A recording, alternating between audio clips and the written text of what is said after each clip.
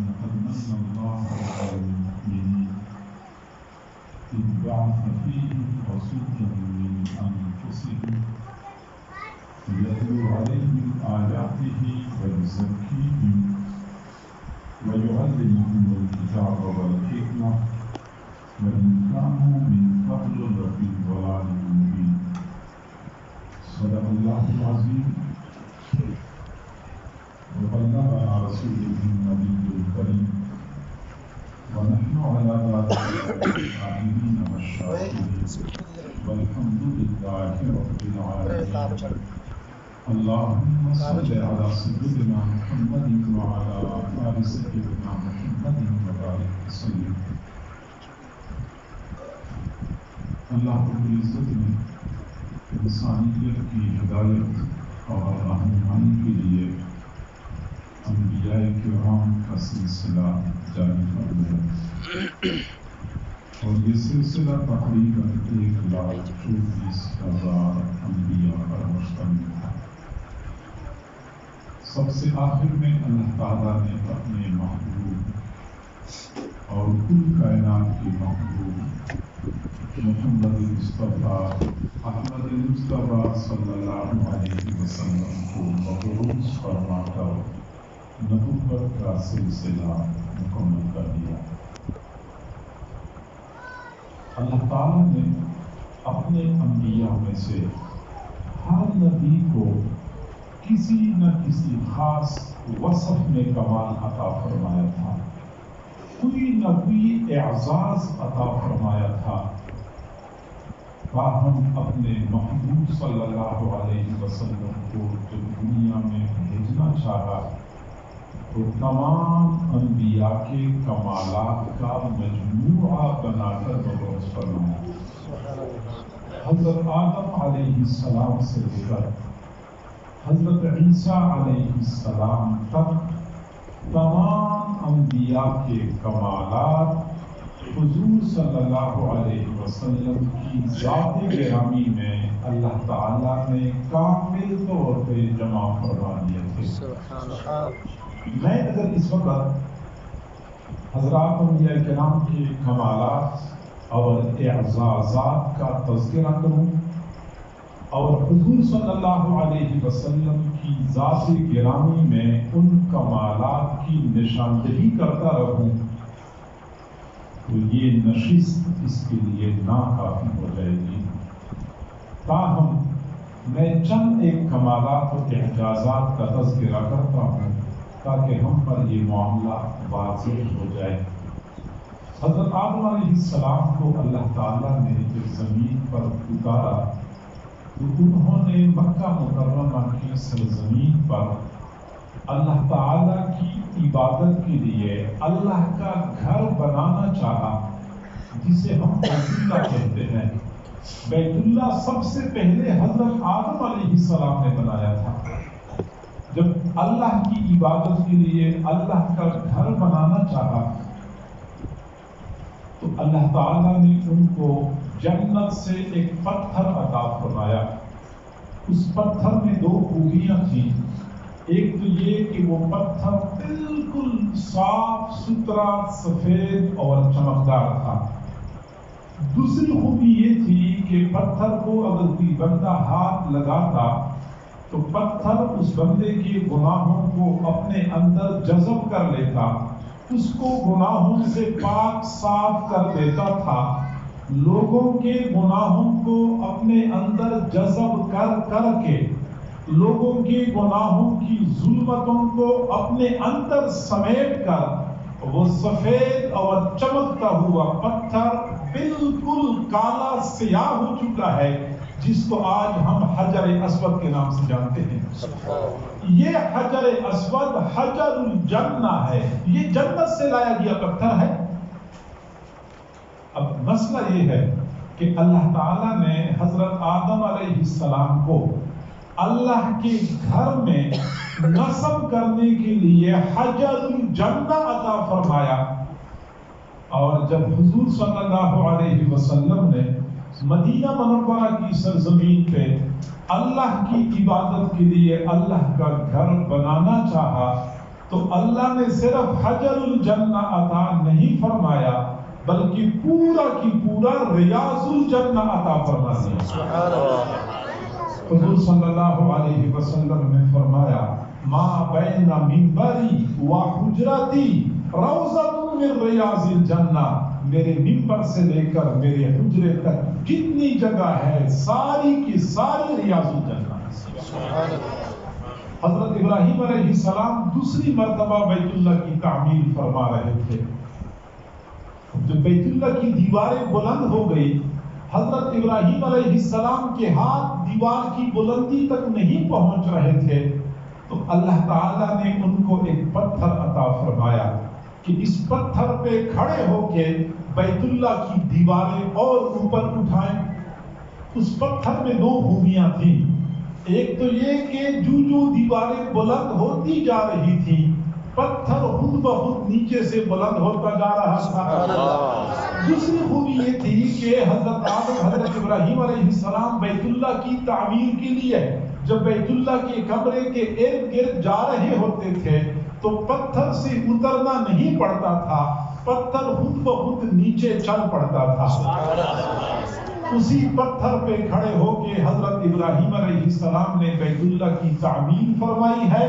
آج بھی اسی پتھر میں حضرت ابراہیم علیہ السلام کے پاؤں کے نشانات ثبت ہیں.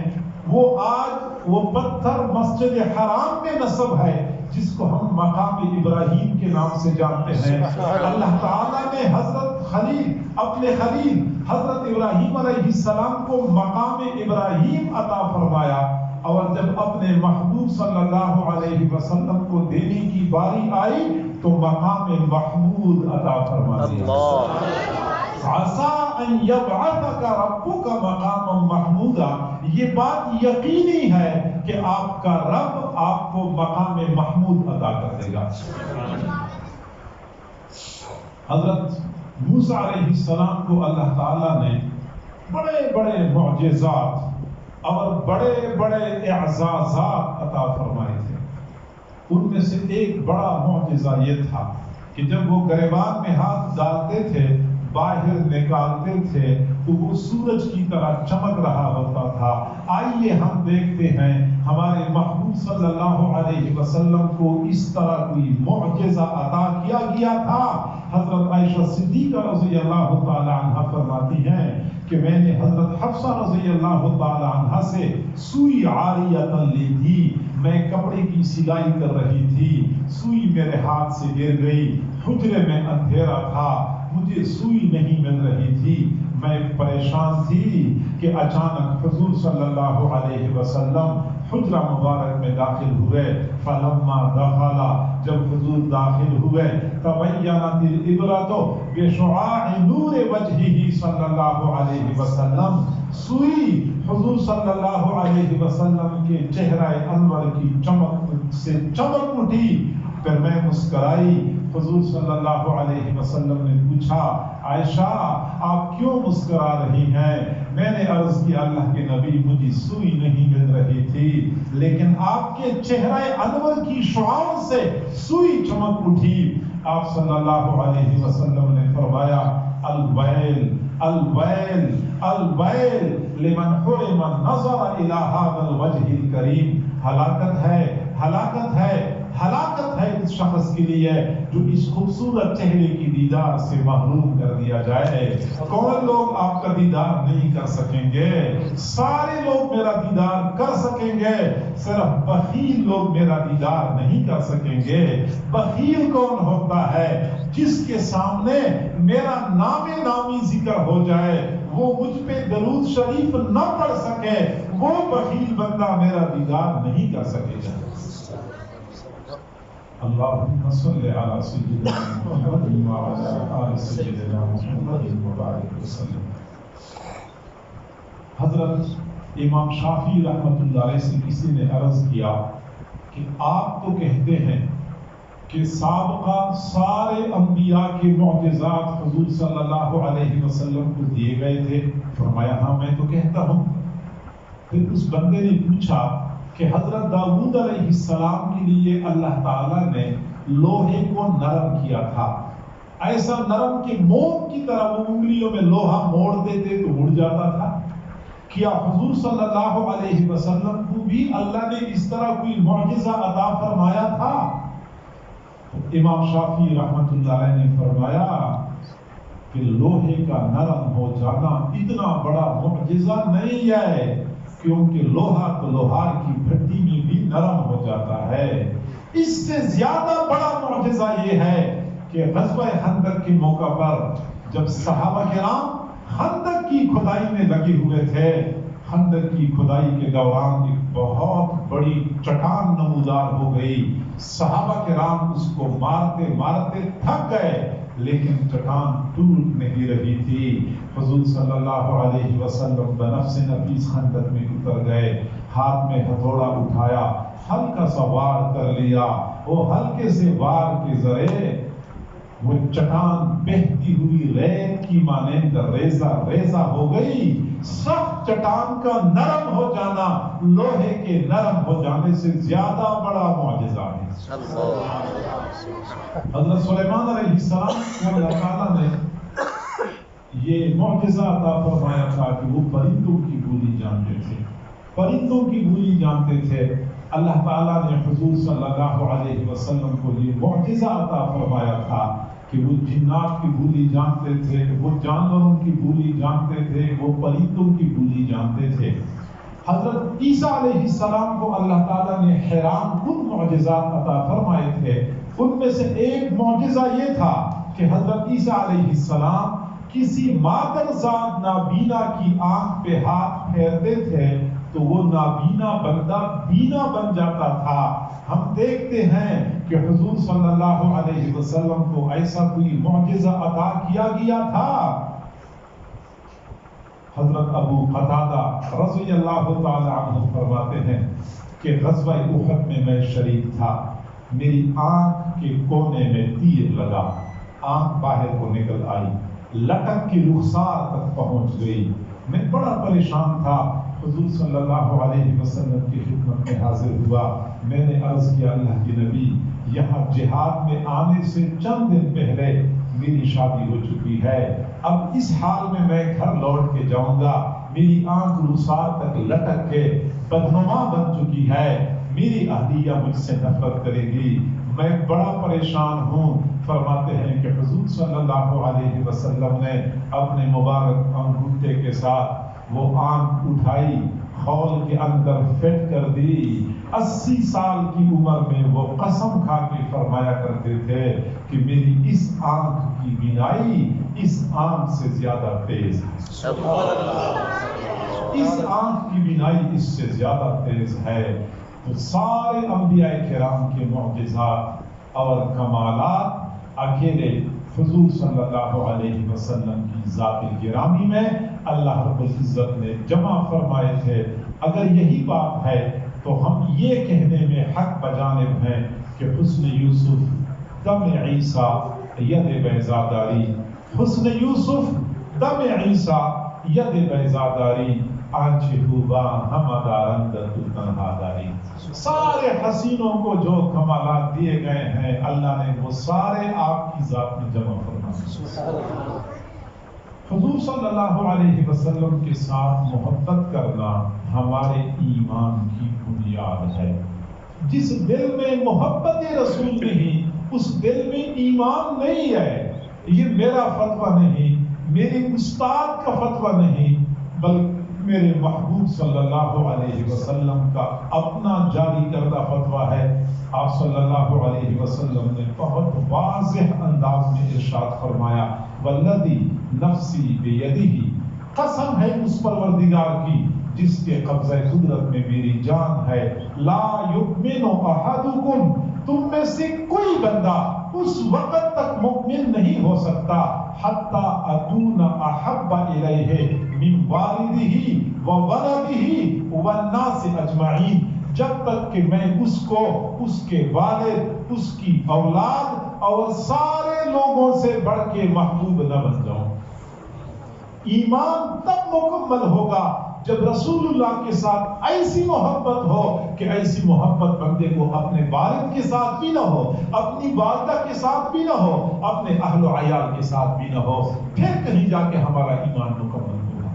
اور یہ بھی ایک حقیقت ہے کہ ہم میں سے ہر بندہ یہ دعویٰ کرتا ہے کہ میں عاشق رسول ہوں، اور جب ربیع الاول کا مہینہ شروع ہو جاتا ہے تو ہمارا عشق اور زیادہ جوش اور جذبے میں آ جاتا ہے۔ عشق رسول کا اظہار کرنا تو ممنوع نہیں ہے، اور محبت رسول کے اظہار کے لیے مختلف حیلے طریقے اختیار کرنا ممنوع نہیں ہے، لیکن کبھی ہم تنہائی میں بیٹھ کے اپنے گریبانوں میں جھانک کے دیکھ کر اپنا جائزہ بھی لیا کریں کہ میں واقعی عاشق رسول ہوں یا صرف میرا دعویٰ ہے اور اس دعوے کے اندر صداقت کچھ بھی نہیں ہے۔ میرے بھائیوں، اگر ہم صرف دعویٰ کرتے ہیں، اس دعوے کے اندر صداقت نہ ہو، سچائی نہ ہو، تو اس دعوے کے ذریعے ہم دنیا والوں کو تو دھوکہ دے سکتے ہیں، تاہم اسی دعوے کے ذریعے ہم قیامت کے دن اللہ اور رسول کے سامنے سرخرو نہیں ہو سکتے۔ اللہ اور رسول کے سامنے سرخرو ہونے کے لیے اگر ہم رسول اللہ سے محبت کرتے ہیں تو محبت کے تقاضوں کو پورا کرنا ہوگا، محبت کے اس دعوے کی سچائی کے لیے کوئی ثبوت فراہم کرنا ہوگا۔ ہمارے پاس کوئی ثبوت ہے؟ محبت ہم سے جو مطالبہ کرتی ہے کیا وہ تقاضا ہمارے پاس پورا ہے؟ ہم نے یہ سوچنا ہے۔ میرے بھائیوں، سب سے پہلی بات تو یہ سمجھ لیں کہ رسول اللہ صلی اللہ علیہ وسلم کے ساتھ ہماری وابستگی اور وارفتگی کسی خاص موسم، کسی خاص مہینے، کسی خاص دن کی محتاج نہیں ہونی چاہیے۔ ہمارا اپنے محبوب کے ساتھ تعلق سال کے 365 دنوں کے لیے ہونا چاہیے۔ محبت کوئی ایسی چیز نہیں ہے کہ ایک خاص سیزن میں نمودار ہو جائے پھر اس کے بعد جھاگ کی طرح بیٹھ جائے، چند دن تو بڑا جوش جذبہ ہو، اس کے بعد پھر نہیں پتا کہ تو کون اور میں کون۔ میرے بھائیوں، یہ محبت کو بدنام کرنے والی بات ہے۔ محبت وہ روگ ہے، ایک مرتبہ بندے کو لگ جائے تو سال کے 12 مہینے، ہر مہینے کے 30 دن، ہر دن رات کے 24 گھنٹے بندے کو بے قرار رکھتی ہے۔ یہ نغمہ فصل گل و لالہ کا نہیں پابند، یہ نغمہ فصل گل و لالہ کا نہیں پابند، بہار ہو کے خزاں لا الہ الا اللہ۔ یہ کوئی موسمی چیز نہیں ہے، یہ کوئی سیزنل چیز نہیں ہے، یہ دائمی رشتہ ہے۔ ایک لمحے کے لیے بھی رسول اللہ کے ساتھ ہمارا یہ رشتہ اور محبت کا تعلق ختم نہیں ہونا چاہیے۔ لیکن ہم اگر سال کے ایک مہینے میں عاشق رسول بن جاتے ہیں پھر اس کے بعد ہم آرام سے بیٹھ جاتے ہیں تو میرے بھائیوں یہ جفا ہے، یہ وفا نہیں ہے، یہ محبت نہیں ہے، محبت کو بدنام کرنے والی بات۔ ایک بات تو یہ سمجھ لیں۔ دوسری بات یہ سمجھ لیں کہ جس طرح میں اور آپ حضور کے ساتھ محبت کا دعویٰ کرتے ہیں، اسی طرح اللہ تعالیٰ نے بھی تو اپنے محبوب کے رخساروں کی قسمیں کھائی ہیں، زلفوں کی قسمیں کھائی ہیں، گویا کہ اللہ تعالیٰ بھی محبت کرتا ہے۔ اب مسئلہ یہ ہے کہ میں ناقص، میری محبت ناقص، لیکن اللہ تو کامل ہے۔ جب اللہ کامل ہے تو اللہ کی محبت بھی کامل ہے۔ جب اللہ کو اپنے محبوب کے ساتھ کامل محبت ہے تو محبت کا تقاضا تو یہ ہے کہ اللہ تعالیٰ اپنے محبوب صلی اللہ علیہ وسلم کو اپنے پاس عرش پہ بیٹھا تھے کہ آپ یہاں میرے پاس رہیں، آپ دنیا میں نہ جائیں۔ ایک تو وہاں حالات ٹھیک نہیں ہیں، لوگ بھی ناقدرے ہیں، زندگی کی سہولیات بھی نہیں ہے، آپ یہاں میرے پاس رہیں، آپ بھی خوش اور میں بھی خوش۔ ماں کو اپنے بیٹے سے محبت ہوتی ہے، ماں تو کبھی نہیں چاہتی کہ میرا بیٹا ایک دن کے لیے مجھ سے دور ہو جائے۔ پھر اللہ تعالیٰ نے اپنے محبوب صلی اللہ علیہ وسلم کو ایسی مشقتوں سے دوچار کیا، ایسے مشکلات سے حضور صلی اللہ علیہ وسلم کو سامنا کرنا پڑا، انسان حیران رہ جاتا ہے۔ ماں کو تو اپنے بیٹے سے محبت ہوتی ہے، وہ کبھی نہیں چاہتی کہ کوئی میرے بیٹے کو حقارت کی نظر سے دیکھے۔ وہ کہاں یہ برداشت کرتی ہے کہ بیٹے کو پتھر مارے جائیں، بیٹے کی توہین و تذلیل کی جائے۔ آخر اللہ رب العزت نے اپنے محبوب صلی اللہ علیہ وسلم کو ان مشقتوں سے دوچار کیوں کیا؟ مکہ مکرمہ کی سنگلاخ وادی میں بھیجا، جہاں نہ سبزہ تھا، نہ سبزہ زار تھا، نہ موسم خوشگوار تھا، نہ معاشرہ مہذب تھا، نہ لوگ قدردان تھے۔ کبھی آپ کو ساحر اور شاعر کہا کرتے تھے، کبھی آپ کو پتھر مارتے تھے، کبھی آپ سجدے میں ہوتے تھے۔ وہ بدبخت آتے، اونٹنیوں کی اوجھڑیاں، انتھڑیاں، بچہ دانیاں، آلائشی اٹھا کے حضور صلی اللہ علیہ وسلم کے کندھوں پر ڈھیر کیا کرتے تھے۔ آخر اللہ تعالیٰ نے اپنے محبوب کو ان حالات سے دوچار کیوں کیا؟ محبت تو یہ تقاضا نہیں کرتی، محبت تو یہ نہیں برداشت کرتی، اللہ نے ایسا کیوں کیا؟ تو توجہ فرمائیں، اللہ رب العزت نے دنیا والوں کو بتانا تھا کہ میرے محبوب کا مقام اور مرتبہ بہت بلند ہے، تم اس کا تصور نہیں کر سکتے، لیکن میرے دین کی قدر و قیمت کچھ اور ہے، میرے دین کی قدر و قیمت کچھ اور ہے۔ یہ دین ہی تو تھا جس کی خاطر حضور صلی اللہ علیہ وسلم کو ان مشقتوں سے گزرنا پڑا۔ جب تک آپ نے نبوت کا اعلان نہیں کیا تھا، لوگوں کے سامنے یہ دین پیش نہیں کیا تھا، اس وقت تو آپ صلی اللہ علیہ وسلم مکہ کے لوگوں کی آنکھوں کا تارا تھے۔ آپ کو صادق اور امین کے نام سے پکارا جاتا تھا، آپ کی عظمت اور شرافت پورے مکہ میں مسلم تھی، لوگ آپ کو قدر اور احترام کی نگاہ سے دیکھا کرتے تھے۔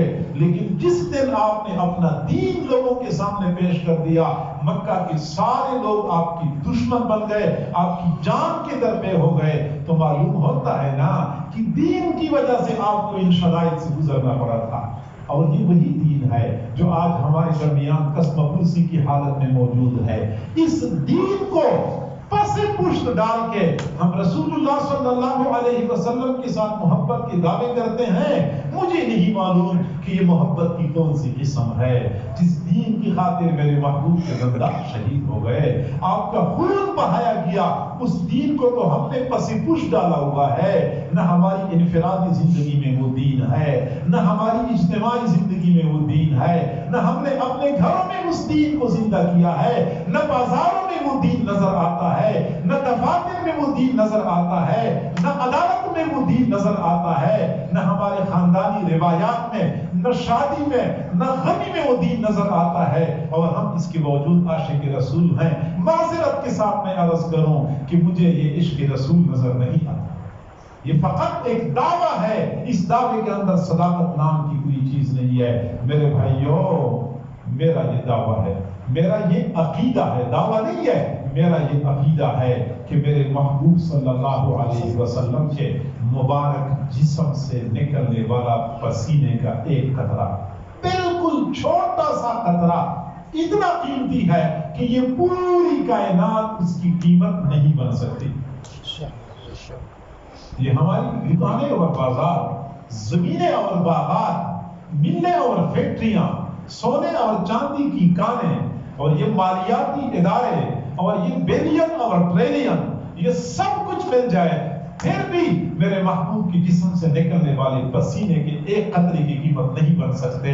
اگر میرے محبوب کی جسم سے نکلنے والا پسینہ اتنا قیمتی ہے تو میرے محبوب صلی اللہ علیہ وسلم کی مبارک آنکھوں سے نکلنے والے آنسو کتنے قیمتی ہوں گے، پھر میرے محبوب کی مبارک جسم سے نکلنے والا خون کتنا قیمتی ہوگا، پھر میرے محبوب صلی اللہ علیہ وسلم کی مبارک دندان کتنے قیمتی ہوں گے۔ اب ہم یہاں سے اندازہ لگائیں وہ دین جس کی خاطر میرے محبوب نے اپنا پسینہ بہایا، اپنے آنسو بہائے، اب آپ کا خون بہایا گیا، آپ کے دندان مبارک شہید کروائے گئے، وہ دین کتنا قیمتی ہوگا ہم اس کا اندازہ نہیں کر سکتے۔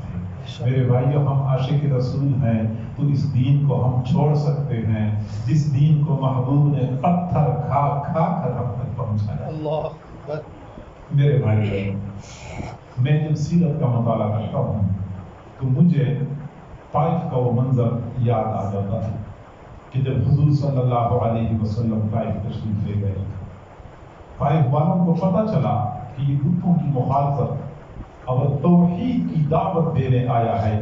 انہوں نے حضور صلی اللہ علیہ وسلم کو ایک لمحے کے لیے طائف میں نہیں ٹھہرنے دیا۔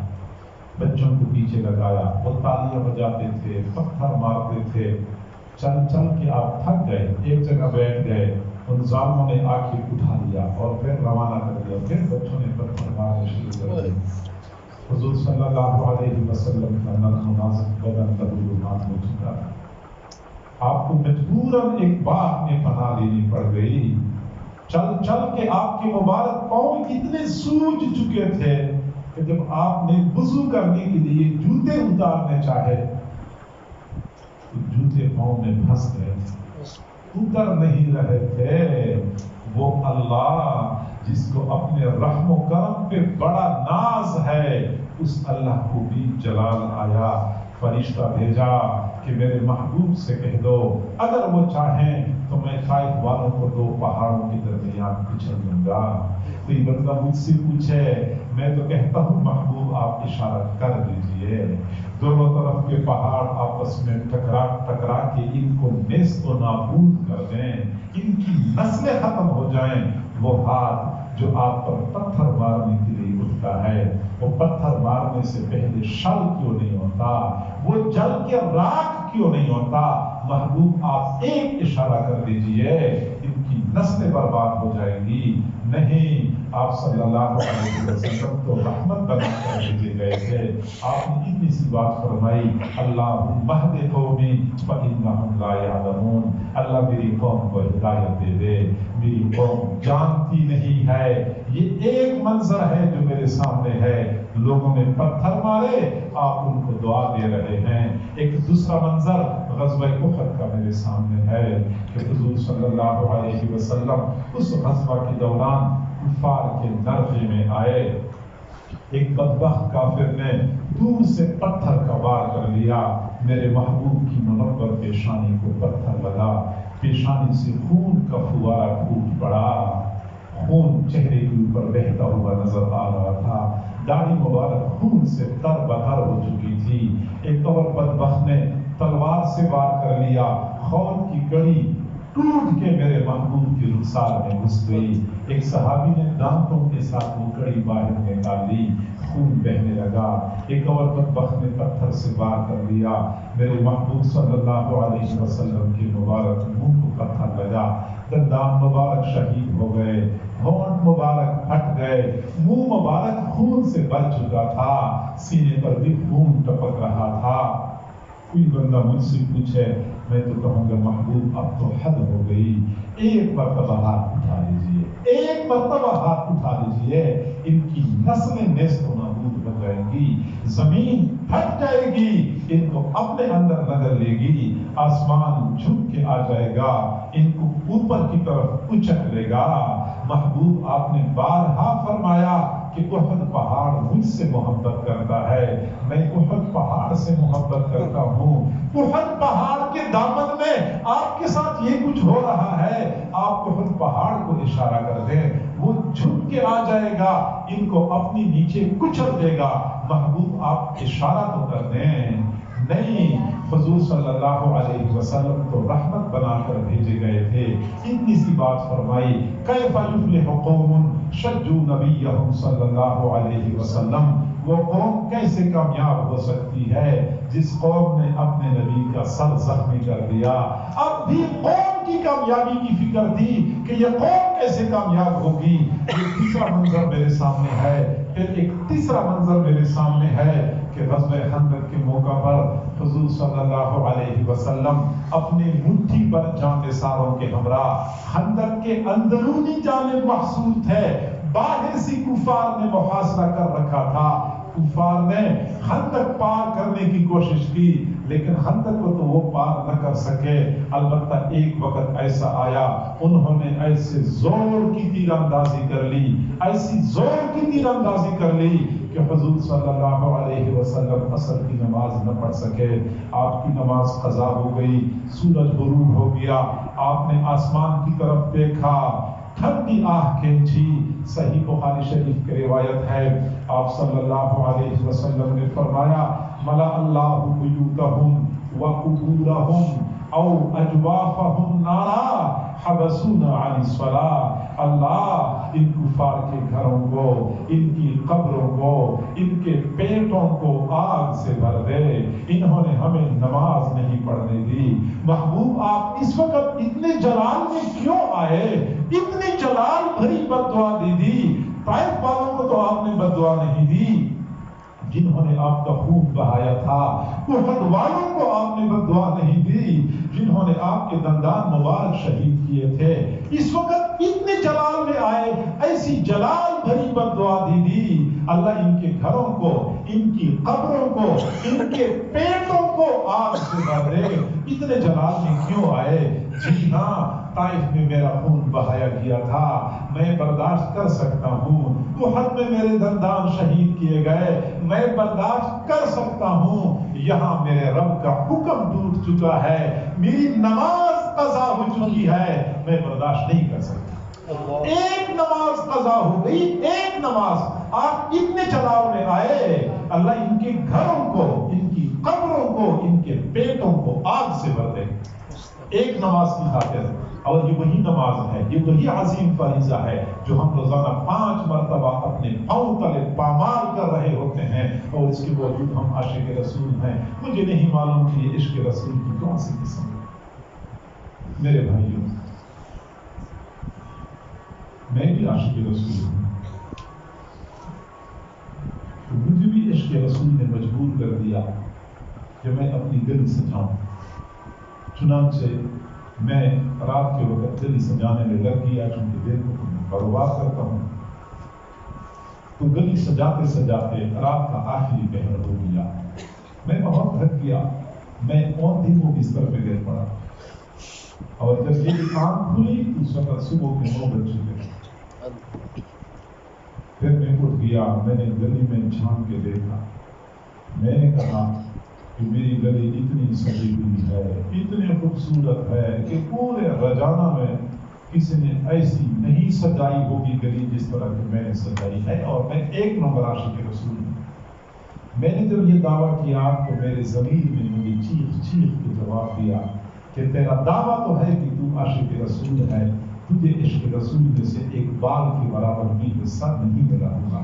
अगर तू आशिक रसूल होता तो उस नमाज को कभी न छोड़ता जिस नमाज को रसूलुल्लाह ने अपनी आंखों की ठंडक करा दी। सुभान अल्लाह। मेरे महबूब ने ये नहीं फरमाया झंडियां मेरी आंखों की ठंडक है, लाइटिंग मेरी आंखों की ठंडक है। मेरे महबूब ने फरमाया नमाज मेरी आंखों की ठंडक। सुभान अल्लाह। उस नमाज को छोड़ के हम आशिक रसूल बन सकते हैं? मेरे भाइयों, इस खौल से निकलने की जरूरत है, आंखें खोलने की जरूरत है। मैं भी हवाई बातें नहीं कर रहा, मैं जमीनी हकायक बयान कर रहा हूं। मैं और आप सब अपने गिरबान में झांक के देख सकते हैं, गर्दोपेश के हालात और मुआशरे को देख के हम अंदाजा लगा सकते हैं कि मेरी बातें सच्ची हैं या झूठी हैं। और मेरे भाइयों, इस वक्त जो मैं ये बातें करता हूँ, इन बातों से किसी का दिल दुखाना मकसूद नहीं है, किसी को ईज़ा पहुंचाना मकसूद नहीं है, किसी के जज्बात को ठेस पहुंचाना मकसूद नहीं है। मुझे इस बात का एहसास है कि मैं इस वक्त जो बातें कर रहा हूँ, मैंने क़यामत के दिन एक एक लफ्ज़ का हिसाब देना है। मुझे क्या जरूरत है कि अपनी आखिरत बर्बाद कर लूं, दुनिया में आप लोगों को नाराज करूं और अपनी आखिरत भी बर्बाद कर लूं? मुझे क्या मिलता है? इसलिए मेरे भाइयों, मैं वो बात करता हूं जिसके बारे में मुझे यकीन है कि मैं क़यामत के दिन अल्लाह के सामने सुरखरू होगा, मैं शर्मिंदा नहीं हूं।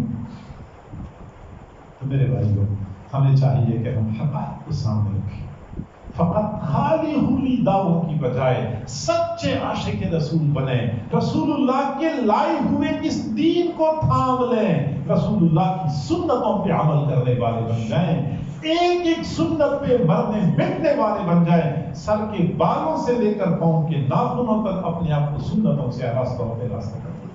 اگر ہم نے یہ کام کر لیا، ہم دعویٰ نہ بھی کریں پھر بھی ہم عاشق رسول ہیں۔ اگر ہم یہ نہ کر سکے تو ہزار دعووں کے موجود عشق رسول نام کے لیے کوئی چیز ہمارے پاس موجود نہیں۔ حضرت جنید بغدادی رحمہ اللہ نے سنتوں کی اتباع کی اہمیت بیان فرمائی ہے تو فرماتے ہیں اذا رأيتم احدا يمشي على الماء او يطير في الهواء، تم کسی بندے کو دیکھ لو جو پانی پر چلتا ہے یا ہوا میں اڑتا ہے، وَهُوَ يُخَالِفُ سُنَّةً مِّن سُنَنِ النَّبِيِّ صلی اللہ علیہ وسلم، اور وہ حضور صلی اللہ علیہ وسلم کی سنتوں میں سے ایک سنت کا مخالف ہے، فَضْرِبُوهُ بِالنَّعْلَيْنِ، اس کو جوتے مارو، فَإِنَّهُ دَجَّالٌ كَذَّابٌ لَا وَلِيٌّ، وہ دجال کذاب تو ہو سکتا ہے، وہ ولی نہیں ہو سکتا۔ ولایت اور سنتوں کی اتباع لازم اور ملزوم ہے۔ اگر سنتوں کی اتباع ہے تو ولایت ہے، اگر سنتوں کی اتباع نہیں ہے تو ولایت نہیں ہے۔ بے شک کوئی بندہ کتنے بڑے دعوے کیوں نہ کرے، کتنے وہ کشف و کرامات کیوں نہ دکھائے، کہ کتنے اچھے اچھے ہاتھ کیوں نہ سنائے، جب تک ایک ایک سنت کو اپنانے والا نہیں ہوگا وہ عاشق رسول نہیں ہو سکتا، وہ اللہ کا ولی نہیں ہو سکتا۔ تو میرے بھائیو، ہم ایک تو دین کو تھام لیں، سنتوں کی اتباع کریں، کھانے پینے میں رسول اللہ کی سنت، لباس میں رسول اللہ کی سنت، وضع کرنا، انداز و اطوار میں، نشست و برخاست میں، شادی غمی میں رسول اللہ کی تعلیمات ہمارے لیے بہترین نمونہ ہے۔ ہمیں کوئی ضرورت نہیں ہے کہ ہم اپنے انداز و اطوار میں یہود اور نصارہ کی پیروی کریں یا شادی غمی میں ہم ہندوؤں کی تہذیب کی پیروی کریں۔ ہمارے محبوب نے کامل دین ہم تک پہنچایا ہے، ایک بال کے برابر بھی اس دین میں کمی موجود نہیں ہے۔ تو ایک تو ہم سنتوں کی پیروی کریں، اگلی بات یہ کہ حضور صلی اللہ علیہ وسلم پر درود شریف کثرت سے پڑھیں۔ میرے بھائیوں، درود شریف بہت فضیلت والا عمل ہے، اور میں مختصر عرض کروں کہ اللہ کی رضا نصیب ہوتی ہے، رسول اللہ کے ساتھ بندے کا قرب اور محبت نصیب ہوتی ہے، درود شریف کی کثرت کی وجہ سے بندے کا ایمان محفوظ ہو جاتا ہے، موت کے وقت بندے کو کلمہ نصیب ہو جاتا ہے، قیامت کے دن رسول اللہ کے قدموں میں بندے کو جگہ ملتی ہے۔ بہت سارے فوائد ہیں، لیکن ایک فائدہ جو اس وقت ہم میں سے ہر بندے کو ضرورت ہے وہ یہ کہ درود شریف کی بدولت دنیا کی پریشانیاں اور مسائل حل ہو جاتی ہیں، پریشانیاں ختم ہو جاتی ہیں، زندگی بندے کی خوشگوار ہو جاتی ہے۔ حضرت ابی بن کعب رضی اللہ تعالیٰ عنہ نے حضور صلی اللہ علیہ وسلم سے عرض کیا، اللہ کے نبی، میرا جی چاہتا ہے کہ میں جو فرض اعمال کرتا ہوں اس کے علاوہ جو وقت بچ جائے اس میں سے 1/4 حصہ وقت آپ پر درود شریف پڑھنے کے لیے فارغ کر دوں۔ فرمایا ٹھیک ہے، لیکن اگر آپ درود شریف پہ اضافہ کریں گے تو زیادہ بہتر ہوگا۔ پھر عرض کیا، اللہ کی نبی، اب تو میرا جی چاہتا ہے کہ میں فرائض کے بعد جو وقت بچتا ہے وہ سارا کے سارا اس میں سے آدھا وقت آپ پر درود شریف پڑھنے میں مصروف کر دوں۔ فرمایا ٹھیک ہے، لیکن اگر آپ اضافہ کریں گے تو زیادہ اچھی بات ہوگی۔ پھر حضور نے حضرت ابی بن کعب نے عرض کیا، اللہ کے نبی، اب تو میرا ارادہ بن گیا کہ فرض اعمال تو کروں گا، اس کے بعد جو وقت بچتا ہے سارا کے سارا درود شریف پڑھنے میں لگا دوں۔ تو حضور صلی اللہ علیہ وسلم نے فرمایا، اذن یغفر ذنبک وتکفی ہمک، اگر آپ نے ایسا کر لیا پھر تو آپ کے سارے گناہ بخش دیے جائیں گے، آپ کی ساری پریشانیاں ختم ہو جائیں گی۔ سبحان اللہ۔ پریشانیوں کو ختم کرنے کے لیے، ہاں وہ رزق کی پریشانیاں ہیں، ہاں وہ کاروبار کی پریشانیاں ہیں، جو بھی مسائل ہیں پریشانیوں کو ختم کرنے کا آسان طریقہ یہ ہے، آپ وظائف پوچھتے رہتے ہیں، کوئی وظیفہ بتا دو، کوئی وظیفہ بتا دو، اس سے بہتر وظیفہ کوئی اور ہو ہی نہیں سکتا۔ یہ وہ وظیفہ ہے کہ ہم ایک مرتبہ پڑھتے ہیں، اللہ 10 مرتبہ ہم پہ رحمت نازل کرتا ہے۔ وہ اللہ کی رحمت ایک مرتبہ اترتی ہے، بندے کے مسائل حل ہو جاتے ہیں۔ تو جب ایک مرتبہ پڑھنے پہ 10 رحمتیں اترتی ہیں، پھر مسائل نہیں رہ سکتے ہیں، مسائل حل ہو جاتے ہیں، پریشانیاں ختم ہو جاتی ہیں۔ درود شریف کی کثرت کیا کریں، زندگی خوشگوار ہو جاتی۔ جو ہماری زندگی تلخ ہو چکی ہے، کڑوی ہو چکی ہے، پریشانیاں ہمارا پیچھا نہیں چھوڑتی، درود شریف پڑھیں۔ درود شریف سے ہماری زندگی میٹھی خوشگوار ہو جائے گی۔ حضرت مولانا روم رحمۃ اللہ علیہ نے فرمایا، شہد کی مکھی سے کسی نے پوچھا کہ شہد کی مکھی جب تو شہد اکٹھا کرتی ہے تو کبھی کبھار پھولوں کے رس کڑوے ہوتے ہیں، کبھی کھٹے ہوتے ہیں، لیکن جب شہد کی صورت میں باہر نکالتی ہے تو کڑوے اور کھٹے رس میٹھے کیسے بن جاتے ہیں؟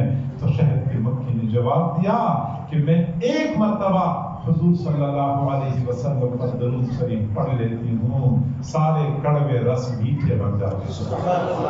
اگر یہ بات ہے تو ہم کہنے میں حق بجانے ہیں کہ اگر شہد کی مٹھاس پوری دنیا میں ضرب المثل ہے تو شہد کی مٹھاس درود شریف پڑھنے کا نتیجہ ہے۔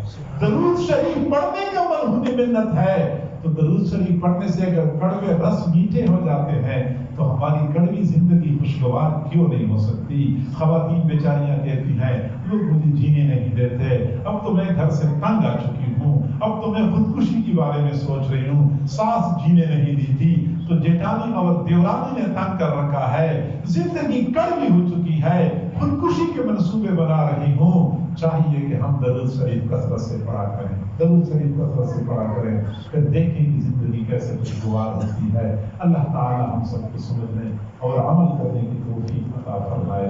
وآخر دعوانا ان الحمد للہ رب العالمین۔ دعا